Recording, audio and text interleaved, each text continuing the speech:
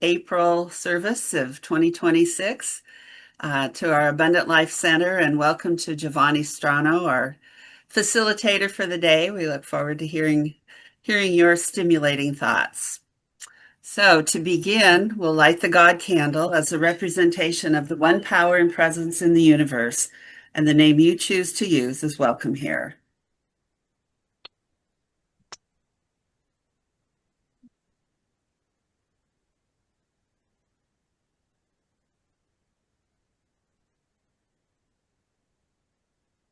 Okay, so to begin our service today, we're going to do our centering reading. If you just settle in, put your feet flat on the floor and close your eyes.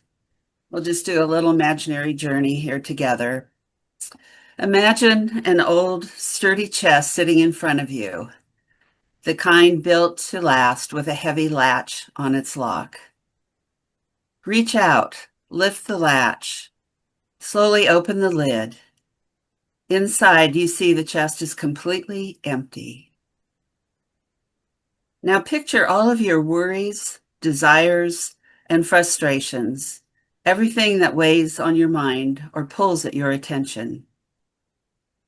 One by one, place them gently into the chest. Take a moment to be sure you've left nothing behind. And when you're ready, close the lid and turn away, leaving the chest behind you. In front of you stretches a breathtaking view, the vast sea from the edge of a high cliff. Feel the fresh air, hear the sound of the waves, take in the peace of the open horizon. Now open your eyes. You are calm, present, and free. And we'll start our service today with our beliefs.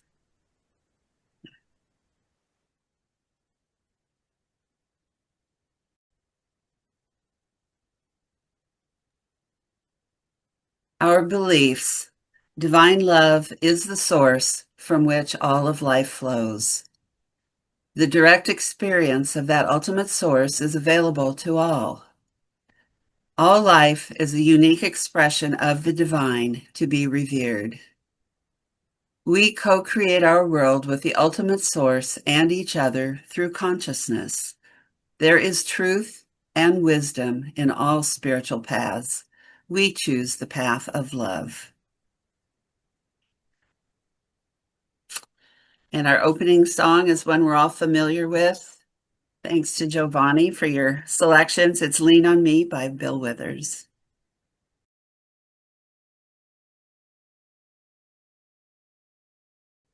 What a great reminder that we're all here for each other. So this morning, we're pleased to have Giovanni Strano join us as our guest, friend, and facilitator. And he's chosen an interesting sounding topic that I'm looking forward to hearing where this is going to go. The spirit, the self, and the shadow, an open discussion exploring our relationship with others, ourselves, and our higher self. And we'll begin with a 5-minute meditation to quiet the mind and reconnect with our inner self before Giovanni breaks into the discussion.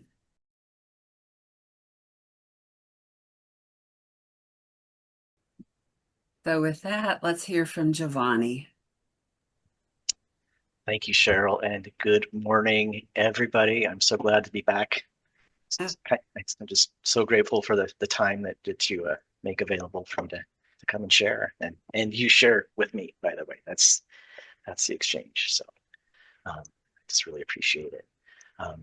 So the topic that we put out there, and I want to make sure I read it because I think as a proposed topic, I gave you more of a paragraph than a one-liner, and I think you're able to whittle it down. So I'll read it, and then I'll put a question out there. So the spirit, the self, and the shadow, an open discussion exploring our relationship with others, ourselves, and our higher self. And Cheryl, you already started answering my question when you said you're interested to see where this conversation goes. And so that's the prompt is like what came up for any of you as you read the title or as I just read it now. I'd be curious to know where that exploration starts with you. Just using this title as an entry point. Hmm. Hmm. Hmm. Hmm. Hmm. Would you read the title again? Oh, sure, exactly. The spirit, the self, and the shadow. An open discussion exploring our relationship with others, ourselves, and our higher self.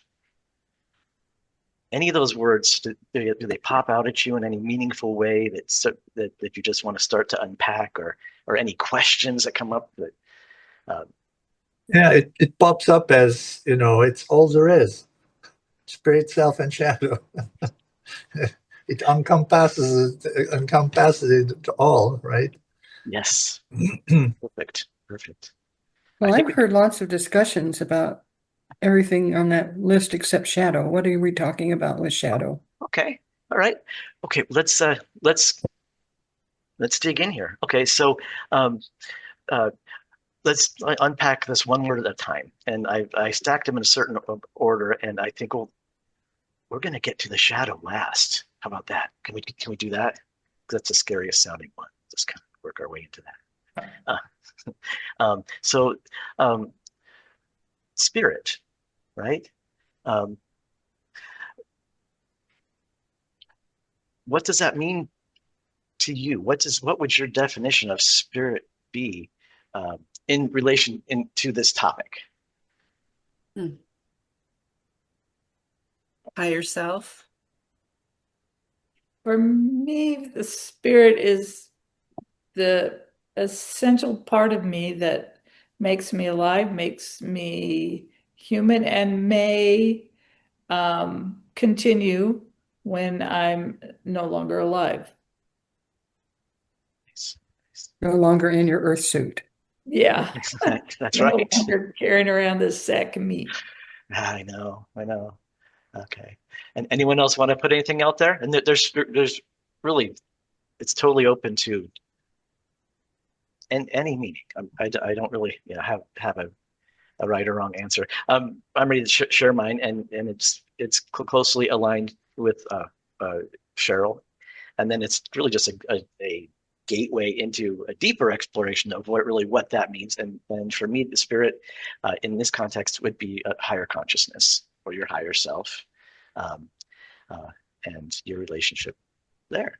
Um, and so um, uh, we're going to get into like a good back and forth conversation, but I just want to lay the groundwork with these words really quick. So I'm gonna move quickly because we're gonna take these words and just like Eric said, we're gonna wrap it all up together because that's really what it is. Um, so so the self, right? What comes to mind about self? Hmm. We've had a lot of discussions about ego. That's what I think of as self as ego. And I don't know what, that's all I can say about Yeah, it. no, that's well said. I'd say it's a body and a conscious self. It's things that we live consciously in this sense, and the body, which is an expression really of well, partly conscious, but also what spirit and shadow is. So for me, self is the part of me that feels separate in this duality play. Oh, I like that.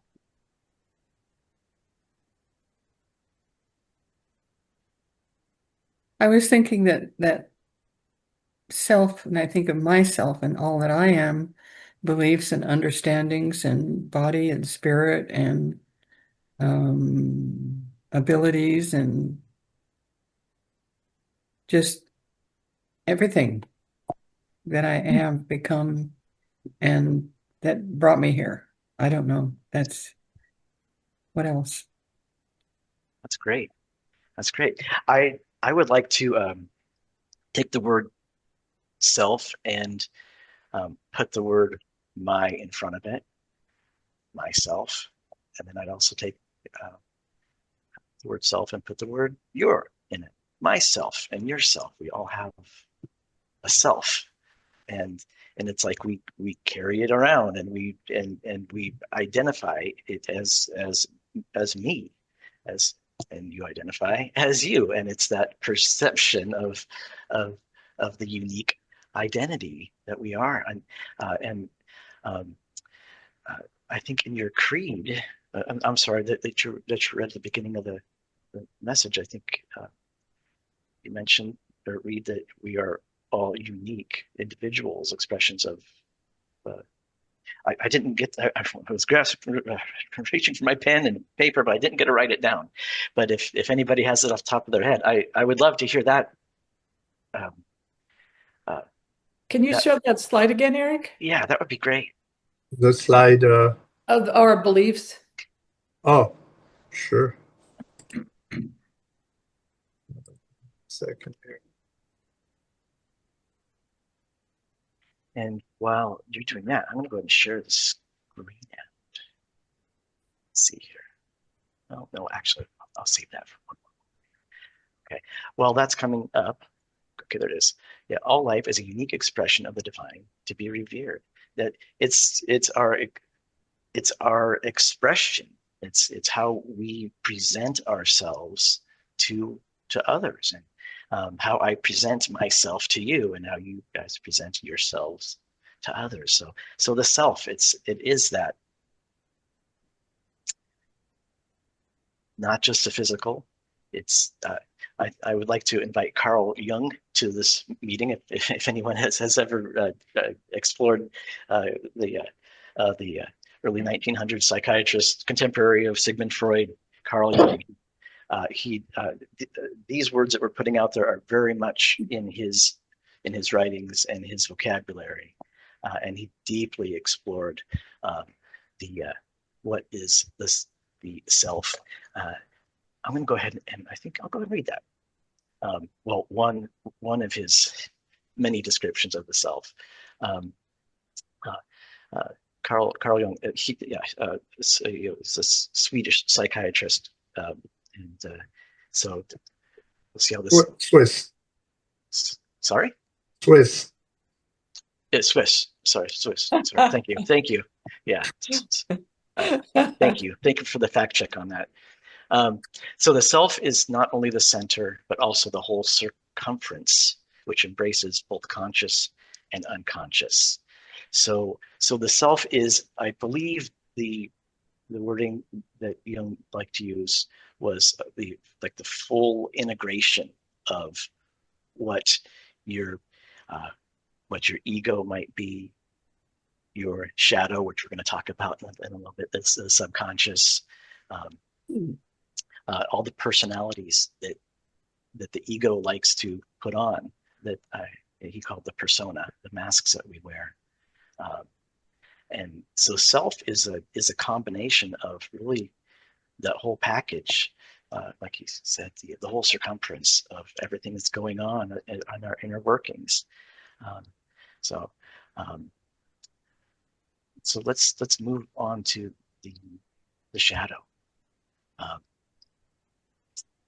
So what comes to mind when I mention the shadow, besides the question like, what is the shadow, right?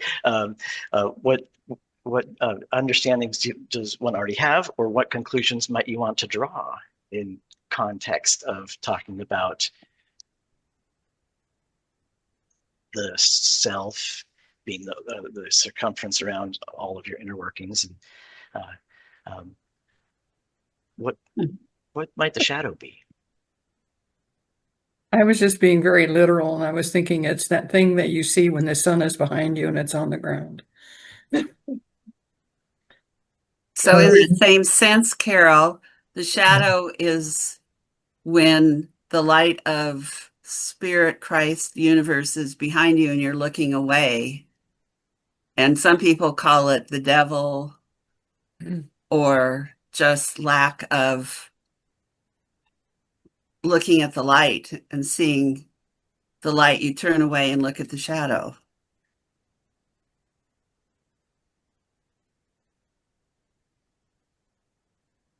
Well, it's yourself in terms of experiences, in terms of reactive behavior, um, ego, as you mentioned, Shell, before, but in terms of shadow.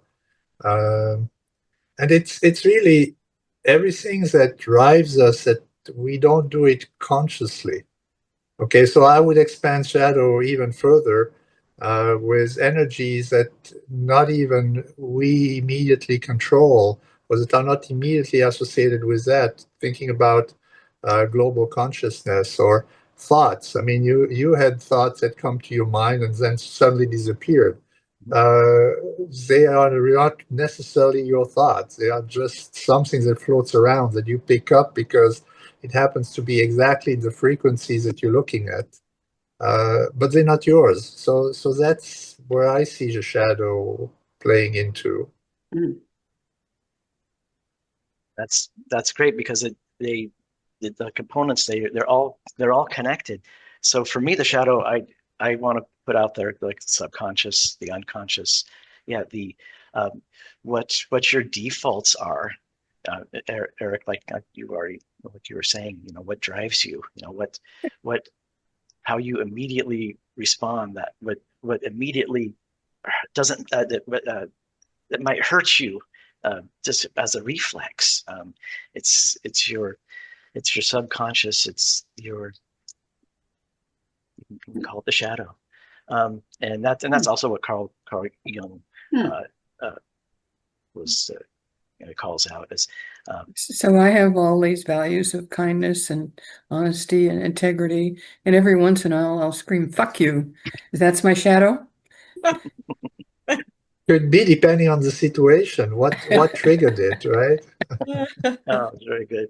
Oh, so that's I like that. Yeah, we'll have to search into Carl Jung's writings and see if he ever used a quote like that. But there you go. So I'm gonna try and share it out here if I can. Laurel, Laurel. you're muted, hon.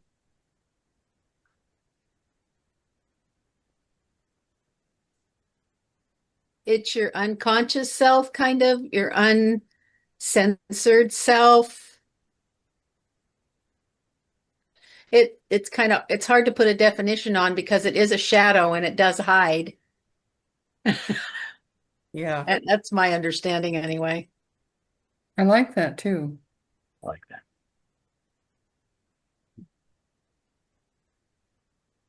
Okay, all right. So I don't often like share with um,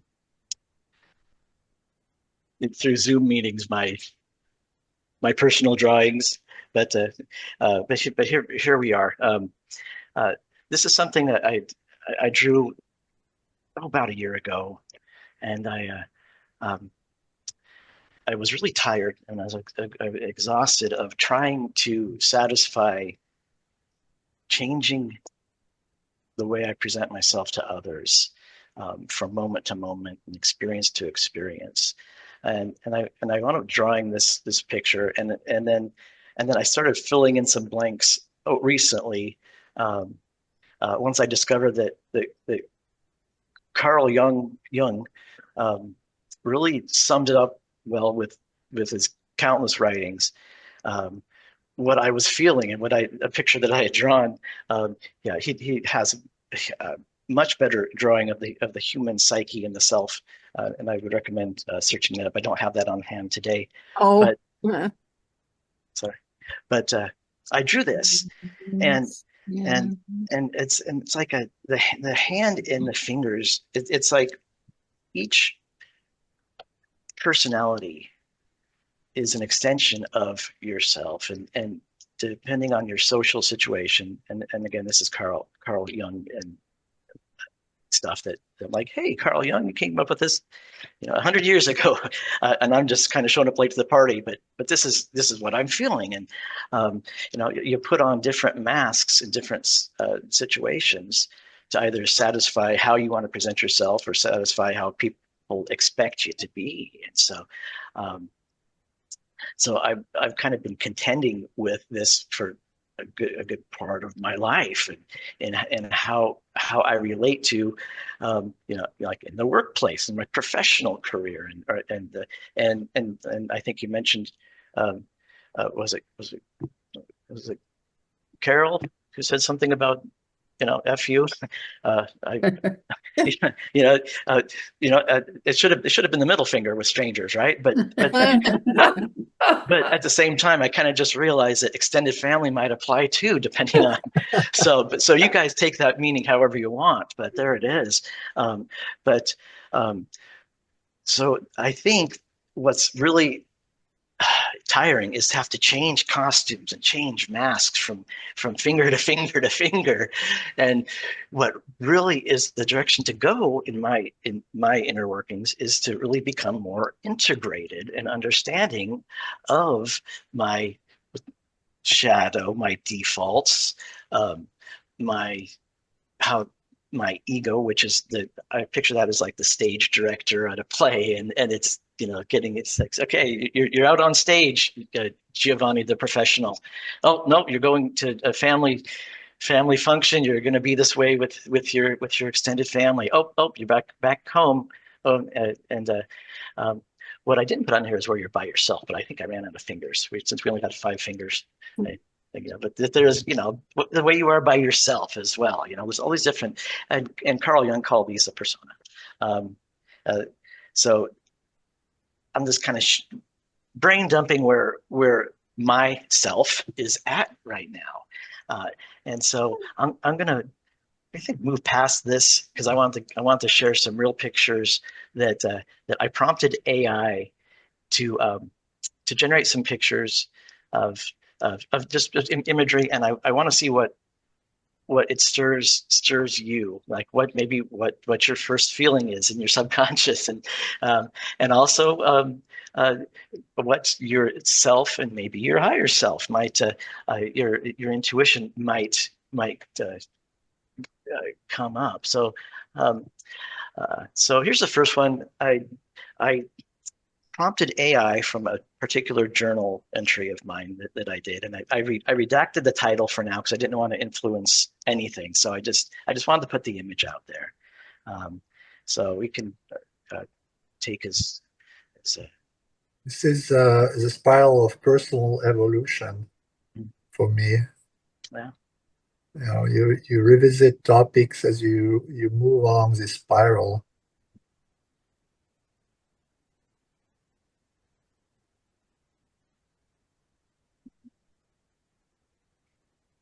It looks like the pathway to my higher self.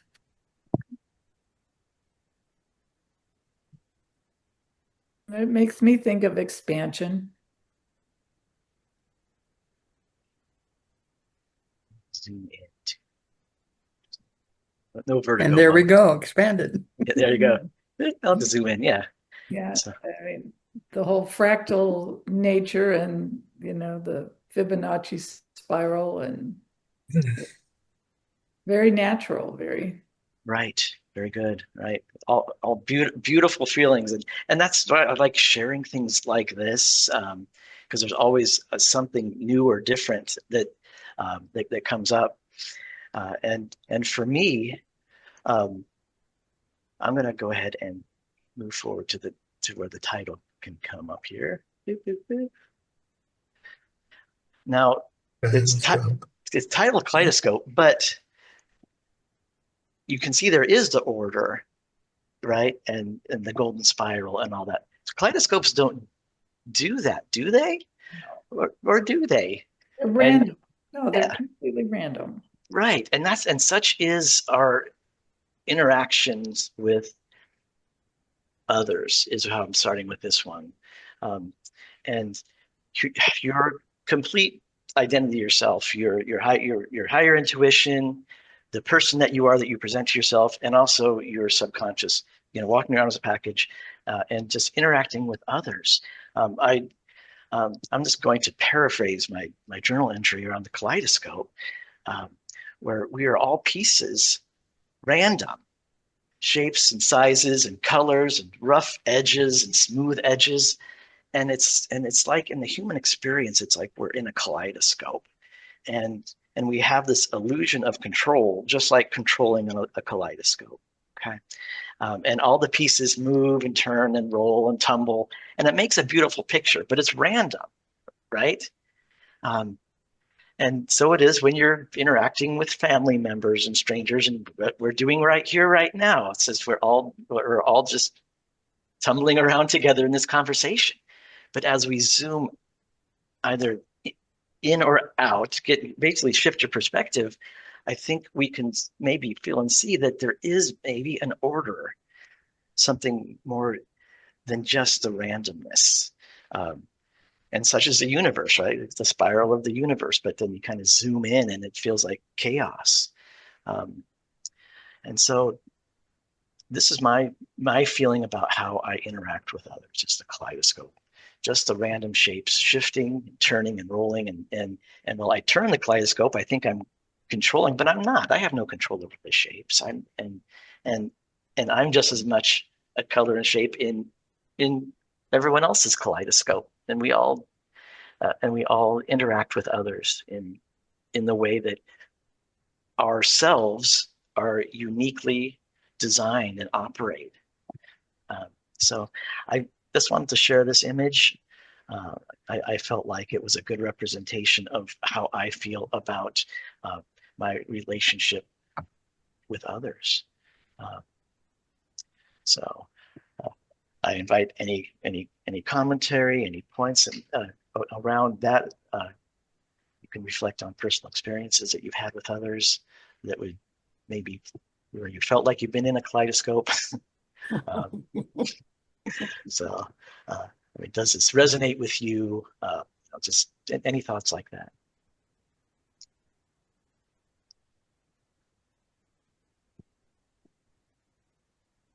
I'm thinking about how there's a sort of a play on words here. Kaleidoscope makes me think of the word collide, and how some of my relationships have been collisions.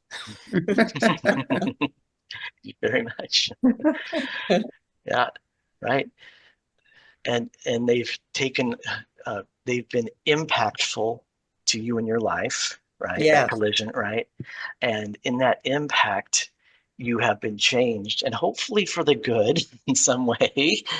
You've taken that experience with you, and either know how to navigate it next time, or know how to maybe circumvent that.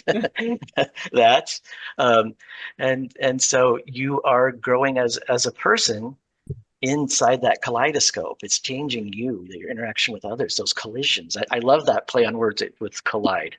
It's beautiful. Yeah, I've talked about in our discussions before about this big collision I had with my neighbor. Like the whole effort to be kind and loving and understanding and all these good qualities, and yet I had this collision with her that I had to see how angry I could get, and almost like revenge, and that, like we're saying, that collision opened me up to have to look at some of those things, and maybe even a little bit of a allowance of a collision once in a while. It's like breaking that makes me vision of those rocks they break open and they're all like crystals or something. They're Yeah. purple inside. Like, oh, I got something broken open in me, and maybe that's not so bad. That's right. There's beauty in that contact and in the arrangement. So for me, this slide, I kind of pairing it with the concept of self, and how you as yourself interact with other selves. So all these little crystals in here are really just a bunch of beautiful little people, personalities, all tumbling around together, and woo! So there you go.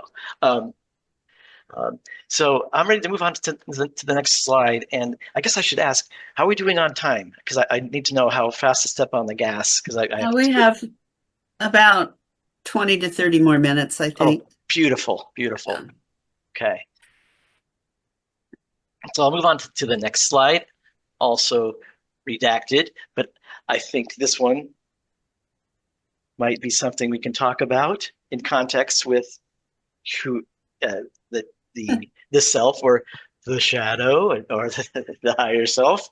One might want to guess what this slide is really representing. But what comes to you as you see this? Rapture. Rapture? I see regret. Because you see a pile of clothes on the ground? Uh-huh. Okay. I see. Oh no, I can't believe I did that. Yeah, regret. Yeah, yeah, yeah. Shame, regret, maybe embarrassment. Hmm. You know, and so in context of, I'll just put it out there. This is comes from a journal writing of mine that I did about the shadow, and I shared my writing with AI and prompted it. I'm like, let's draw a picture about really what might be going on here. Actually, I had a dream that prompted my journal writing, and it was extremely. I'm going to use the word graphic. It was like a werewolf movie scene of the person turning into a werewolf, and I was just observing it. But I was also observing that I was the person that was turning into that werewolf, and as the observer, I tried to inject a needle into me to cure myself so that I wouldn't, and that didn't stop it, and I transformed into a creature, and it was a major transformation, and the word for me was transformation as well. But I was exploring that dream because it really hung heavy with me, just going on through the rest of the week after, and I feel like this can be the subconscious if you allow it to be, and where there's things about there that not everybody sees, not everybody knows, and experiences that really shaped you, whether it was under your control or the control of others, things that just that change your or helped develop your inner workings, your defaults, how you respond, right? And so I guess I jumped right into talking, but I guess does anybody else want to kind of share what they were feeling about this? Because I had a few other things I wanted to touch on around this imagery. Just real quickly, I looked up just a quick definition of Jung's use of the shadow, and it means the parts of the personality that the conscious ego does not recognize or does not want to identify with. Right. And that's a big part, not wanting to identify. This is a part of who I am, but I don't want to acknowledge it. I don't want to take ownership of that. Right. But to fully integrate yourself, your complete self, the shadow is in there, right? Mm-hmm. And so to ignore and to deny it is got to be tiresome at best, but harmful because it's there, and it's you don't want to cure it, you want to care for it. At least this is what I'm feeling about caring for it. Don't try to inoculate and eradicate it. You want to you don't want to lock it up in a cage, but maybe you want to capture it, on the play on words, meaning to understand and to grasp, right? As into the understanding of really what's going on in your shadow. So that way, when you do respond impulsively in a particular way, you start to understand, okay, now I understand myself and how I'm working with myself, rather than just having it out there, not being nurtured and cared for. So I'm going to move forward to the, we lost that. Oh, we'll go back to there's the monster. Yeah, so it was the monster. It's the title of that slide.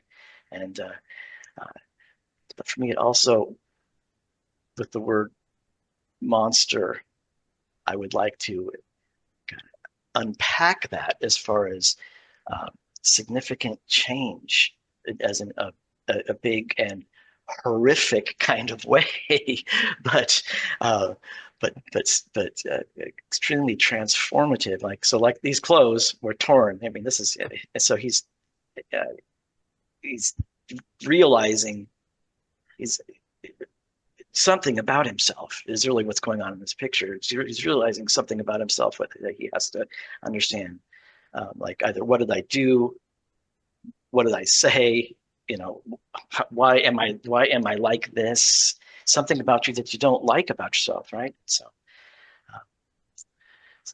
is there anything else you want to talk about around the shadow? It doesn't have to pertain to this slide. You can take it anywhere you want. Well, I mean, to Kay's point, I think the wolf, covering his eyes, is definitely doesn't want to acknowledge his shadow. That's a very good interpretation. That's very good. Yeah, exactly. It's like he's trying to hide from himself. Yeah. And the full moon, he's hiding from the moonlight. It's like even in the darkness, he can't hide, and he can't hide from himself. Or when I say I mean they. Sorry, this person cannot hide from themselves. They need to integrate and understand what it is about them that yeah. Anyway, so there it is. The shadow is such an important part that I think it's called shadow work. People are doing. I think that's kind of a pop culture kind of thing now. They call it shadow work, but that's really what it is. It's just trying to go inside yourself and understand what your defaults are, even when you default to being not the best way. Right. In other words, it's actually making the subconscious conscious, right? There you go. What you ignore or pushed away, you make it conscious and you integrate it. I mean, first you have to see it, then you have to accept it, that this is part of you, and then you have to integrate it. Right. So you have to begin to care for and attend to, right? So like in my dream with where I was turning into or more like realizing that my journal just dropped. That's okay. In my dream, the first thing that in my dream with this, and the dream really emerges from your subconscious. So my subconscious was, let's just cure this damn thing. Let's give him a shot. Let's make this problem go away, right? But is that really going to fix it? Like give it a drug. Let's or maybe it would be a full on, not just an inoculation, but actually, what's the word? Humanely euthanizing or something, right? We can't do that to our shadow. It's kind of part of us, right? Well, there's another dimension to that. The ego, at least that's what I learned from my reading, and I also practice it. The ego is dynamic. As you yourself clarify your subconscious, the ego takes other forms to keep you bound in some ways. And my practice is essentially in my morning meditation for the day, I just put the ego on the sideline and say, you're on the sideline and stay there for the whole day. And doesn't guarantee me that I'm not reacting to something or something else, but at least I notice that I'm much more, how do you say, I'm calmer if I do that. Giovanni, I have a question. Okay. Because I haven't studied Jung at all. Right. Did he find a positive purpose for the shadow? Actually, let me see if I have. I have a few quotes. Because I tend to Because- believe that all of our parts have a positive purpose. Oh, right. Yeah. So, okay. Let me share this out. That way, I don't have to just read it. You have to rely on me. Hmm. Okay. I believe now it's sharing the shadow wording. Am I right? You guys think? Yeah, It's we there, see it. yes. Beautiful. Okay. Yeah. And I'm just now starting to explore the wonderful world of Carl Jung, and so we're all in this together. And so I really have a couple quotes here that I found that I thought, well, we might want to put this out there. So that first, like plants, so men also grow, some in the light, some in the shadows. There are many who need the shadows and not the light. Um, so I think there's the shadow is the question would be, well, I guess I don't want to jump into my answer just yet. I guess I want to ask, would this quote in some way cast a positive light on the shadow? Not for me directly. I'd have to investigate it a little bit. You have to feel it out. Okay. Hmm. Yeah, for sure. Okay. To me, it sounds like it's more neutral than negative. And again, it all comes back to the duality thing. Yeah. I mean, you can't have the good without the bad. You can't have the light without the dark. So, and we live in a world of duality. So, as soon as you see things as experiences and not things to be judged, it takes so much weight off of everything. It just takes all the weight out of all the drama, all the thought, all the contemplation, because it all just is. Well,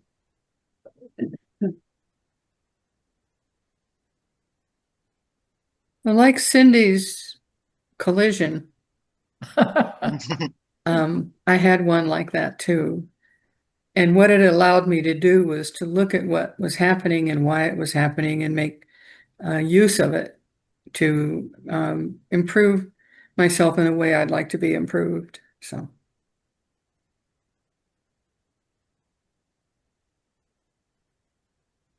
And to forgive myself. I had to do that too. Is that part of that?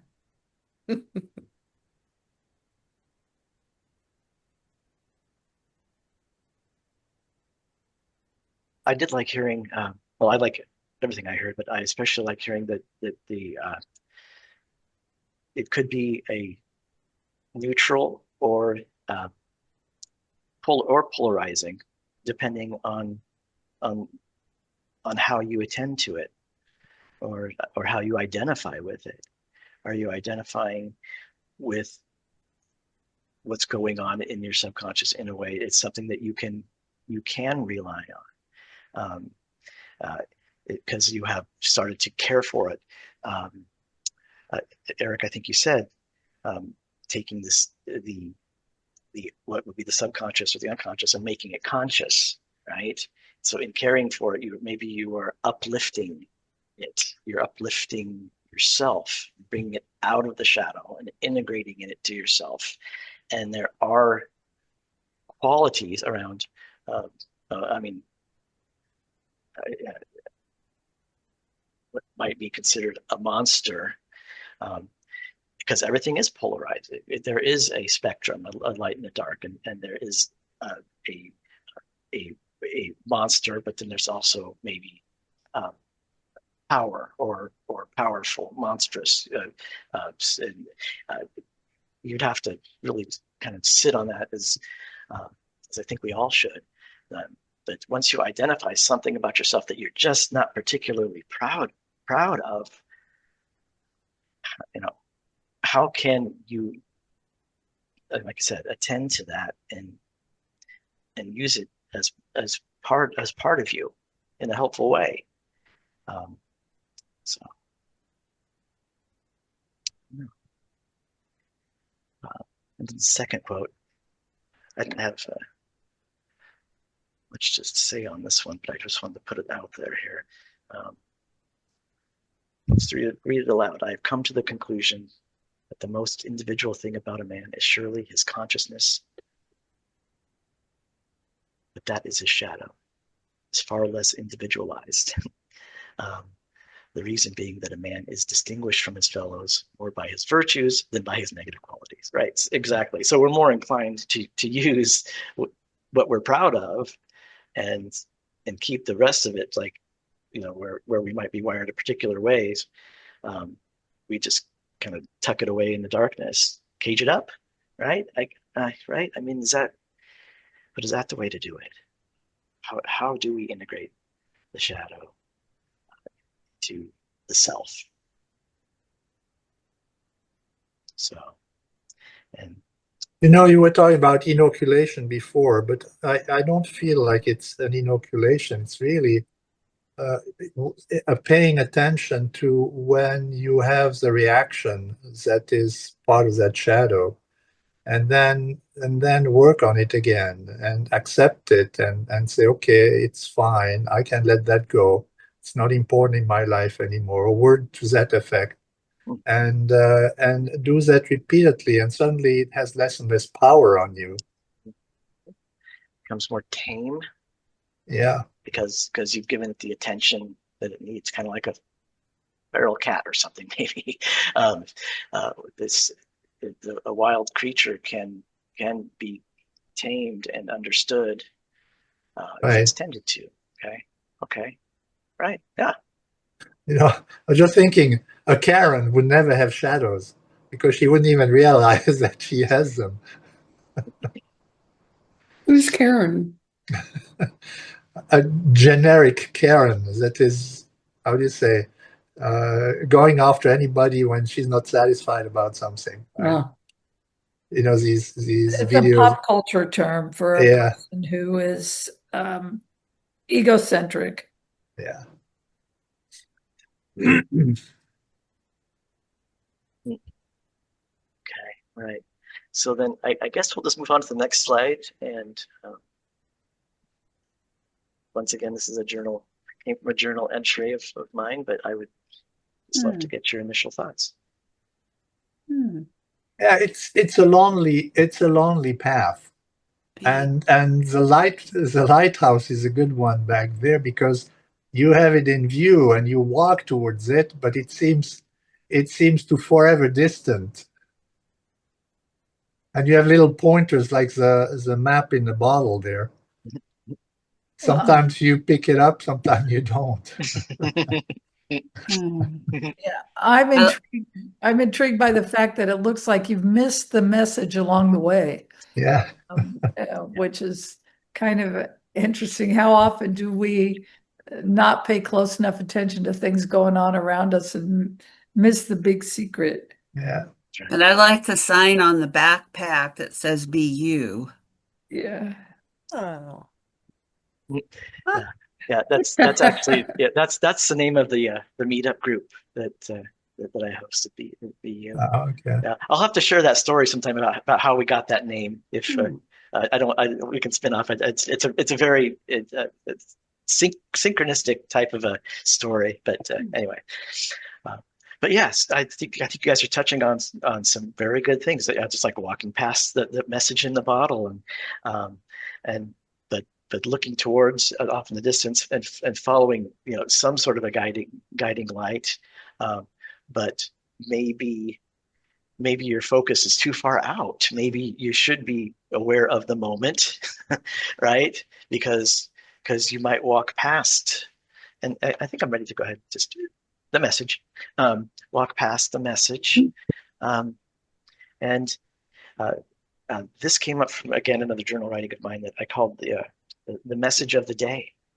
And I just started the prompt when I was writing. It's like, Giovanni, what is the message of the day for you? Because I do early morning meditation, and then I sit down and journal for a little while, and I just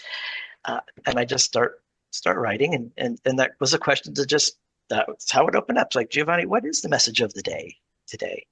And then the question just unpacked from there. It's like, well, the message of the day, it could be it could come to you late at night, right when you're closing your eyes as you're reflecting back, but it could also be as you're looking forward and heading out, and it could be how you are interacting with others. It could be what you are working on internally that's stirring up from your own higher self, or a reading of how your ego is behaving, in how your shadow and your subconscious is defaulting.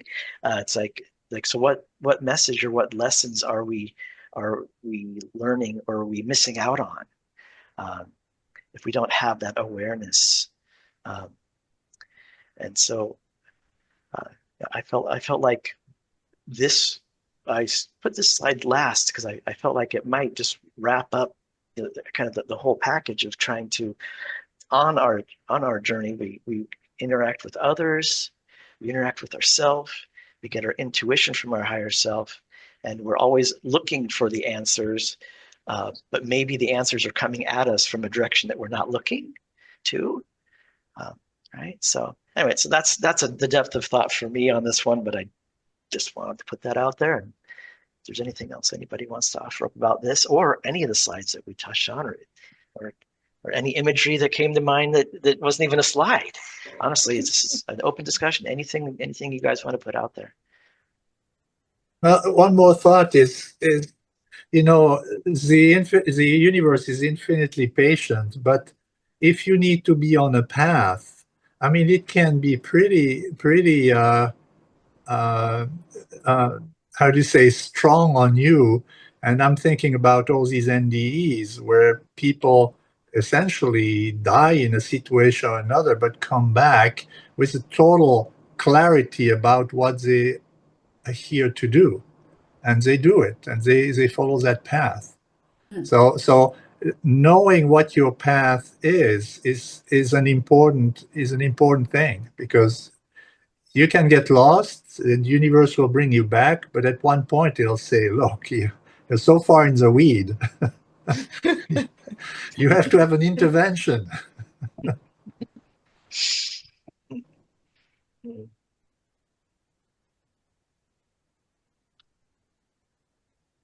Well, is this a good point to wrap it up, Giovanni? Sorry. No, I can go by Luigi. That can be one of my persona identities. I can integrate Luigi into the Giovanni. The two Italian men I've known. Oh no, it's all good. I've been called all kinds of fun names, so Luigi's a welcome name. We had Luigi Schiavo was a greeter and important part of our community many years ago, and I keep regurgitating his presence. There's a hypnotist in St. George. His name is Papa Luigi. Well, this has been a really deep and fascinating discussion. Any final thoughts, comments you'd like to share? I'd like to say that this has been, maybe you wanted Giovanni. No, go ahead, Cindi. It was a Okay. jump ball. I'm just thinking about, because it's very, well, it's personal, and it's in my life right now, is I'm having nightmares. And in most of them, I'm screaming and yelling at other characters in my dreams who somehow they're not cooperating with me, or they're hurting me, or a whole range of things. And when I'm with John, I don't know it when I'm alone, like I'm home, but when I'm sleeping with him, it wakes him up, it scares him, it freaks him out, and I'm just like ballistic at these other people and events. And so anyway, I'm very concerned about it. And listening to all this today, it's real. I mean, it's really obvious. This is my shadow trying to express itself, and I'm aware, very much aware that because of the anger involved, that my childhood involved the classic teaching of anger is bad. One time I yelled at my mom, and my dad crammed this big bar of soap in my mouth, and told me, you know, not to ever talk to my mother that way, but he talked to her that way all the time. They were having fights and stuff. So this is just really good about reminding me that my shadow, it wants to be, I think, what was the phrase? I think you said cared for. Cared for, and then in Carl Jung's terms, it would be integration, right? Yes, and Right. that in my life, out of that childhood of, you know, go in your room and come out with a smile on your face, and all this teaching of like burying all that, and like all your hand with the different ways I act with people, and then when I exploded at my neighbor, and I think this is just really helpful, like the guy walking towards the light but missing the message in the bottle. All this has just been really great and it helps me apply what, you know, want to apply it. And it feels very applicable, like, okay, I need to integrate this angry little girl or this monster. And how to do that without guilt and regret and shame, and very interesting. Have you tried to write it down and put it into Chat GPT by any chance? The dreams? Yeah.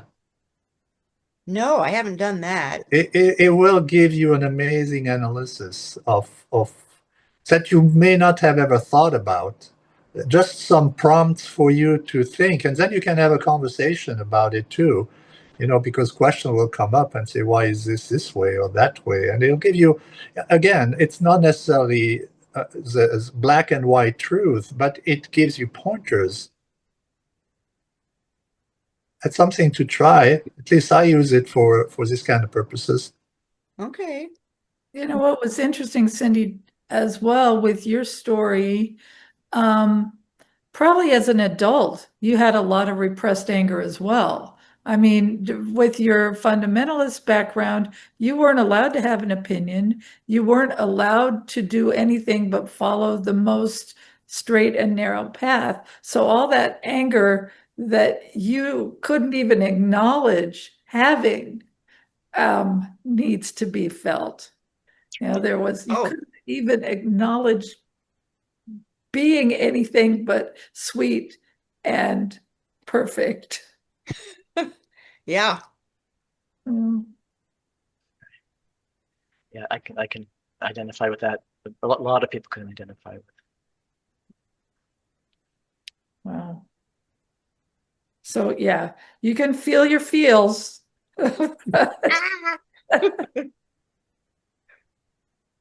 Any final words? Okay. Are you satisfied, Giovanni, with the wrap up? We're all good here. Okay, thank you so much for bringing this. Thank you. Thank you so very much. And we're going to do a closing song. I guess I just wanted to say thank you, everybody, and then I have a hard stop that I'll have to leave after the song. I just want to make sure that's okay. Thanks for joining us again. Yeah, thank you. Thank you so much.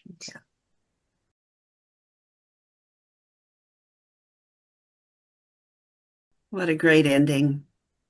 That's to me like the ultimate prayer of gratitude.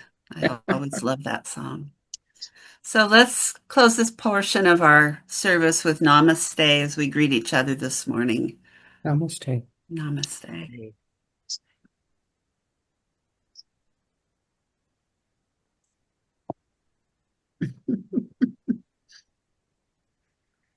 Okay, and just as a reminder, we are an independent spiritual community, and any gifts and offerings that we receive are held for the good of our community and our greater community, and we appreciate anything, and we will be sending out a reminder of how we can add to the funds if we choose.